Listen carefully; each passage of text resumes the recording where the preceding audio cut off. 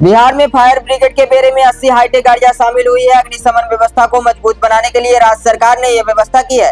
गांधी मैदान में मुख्यमंत्री सम्राट चौधरी ने वाहनों को हरी झंडी दिखाई। उनके साथ डिप्टी सीएम विजय कुमार चौधरी और विजेंद्र यादव भी मौजूद थे।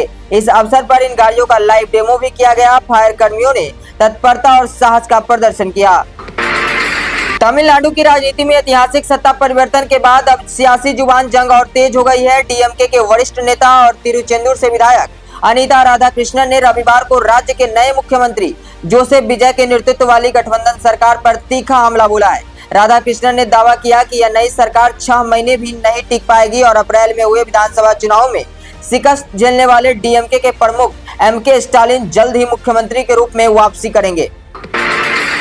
सोमवार 18 मई को भी रुपए में गिरावट जारी। रुपया अमेरिकी डॉलर के मुकाबले 96.20 के अब तक के सबसे निचले स्तर पर फिसल गया, जो इसके पिछले बंद भाव से 0.2% की गिरावट है। ऐसा इसलिए हुआ क्योंकि मध्य पूर्व में चल रहा संघर्ष अभी भी मार्केट के माहौल को प्रभावित कर रहा है और मार्केट में अस्थिरता पैदा कर रहा है। ताजा गिरावट के साथ मध्य पूर्व संकट शुरू होने के बाद से रुपए में आई कुल कमजोरी 5.5% हो गई है।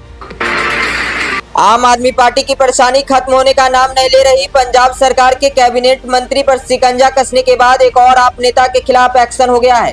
ईडी ने 100 करोड़ रुपए से अधिक के कथित बैंक धोखाधड़ी मामले में आम आदमी पार्टी के नेता दीपक सिंगला के खिलाफ बड़ी कार्रवाई शुरू की है। सोमवार सुबह दिल्ली और गोवा समेत कई ठिकानों पर ईडी की टीमों ने एक साथ छापेमारी की। जमीयत उलेमाए हिंद वंदे मातरम को अनिवार्य किए जाने के विरुद्ध जमीयत कानूनी लड़ाई लड़ेगी। जमीयत अध्यक्ष मौलाना अरशद मदनी ने कहा कि यह गीत हमारे धार्मिक विश्वास के विरुद्ध है और इसे अनिवार्य बनाकर उनके धार्मिक स्वतंत्रता को छीनने का प्रयास किया जा रहा है। वह जमीयत की 2 दिवसीय कार्य समिति अधिवेशन के समापन अवसर को संबोधित कर रहे थे। अधिवेशन में एसआईआर, विधानसभा चुनाव, जनगणना जैसे विषयों पर भी विस्तार से चर्चा हुई। बिहार के सासाराम रेलवे स्टेशन पर सोमवार सुबह खड़ी Sasaram Patna fast passenger train में लगी आग ने रेलवे सुरक्षा व्यवस्था पर बड़े सवाल खड़े कर दिए हैं।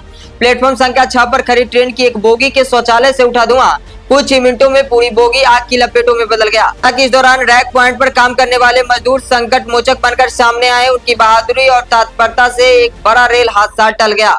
मजदूरों ने अपनी जान जोखिम में डालकर आग बुझाने का प्रयास शुरू किया, जिससे आग अन्य बोगियों तक फैलने से रोकी जा सकी। बिहार के मुख्यमंत्री सम्राट चौधरी का बड़ा बयान। मुख्यमंत्री ने कहा बिहार में सुशासन कायम है और पुलिस को पूरी स्वतंत्रता दी गई है। उन्होंने स्पष्ट कहा कि राज्य में कोई भी व्यक्ति कानून को हाथ में नहीं ले सकता और पुलिस लगातार अपराधियों को जवाब दे रही है।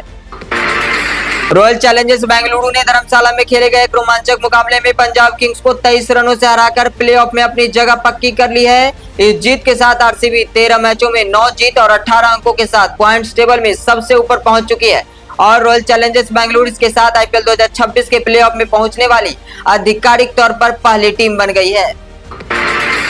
पश्चिम बंगाल के मुख्यमंत्री शुभेंदु अधिकारी ने कैबिनेट की दूसरी बैठक में महिलाओं के लिए अन्नपूर्णा भंडार योजना और फ्री बस सेवा को मंजूरी दे दी है।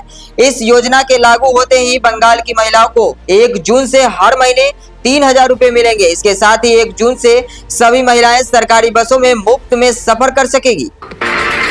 उत्तर प्रदेश के मुख्यमंत्री योगी आदित्यनाथ ने सख्त बयान देते हुए कहा कि यूपी में सड़कों पर नमाज बिल्कुल नहीं होने दी जाएगी, क्योंकि सड़कें आवागमन के लिए है। उन्होंने कहा कि कानून का राज सबके लिए समान है, इसलिए लोग शिफ्ट में या अपने धार्मिक स्थलों पर नमाज पढ़े। संवाद से न मानने वालों के खिलाफ सरकार दूसरे कड़े तरीके अपनाएगी।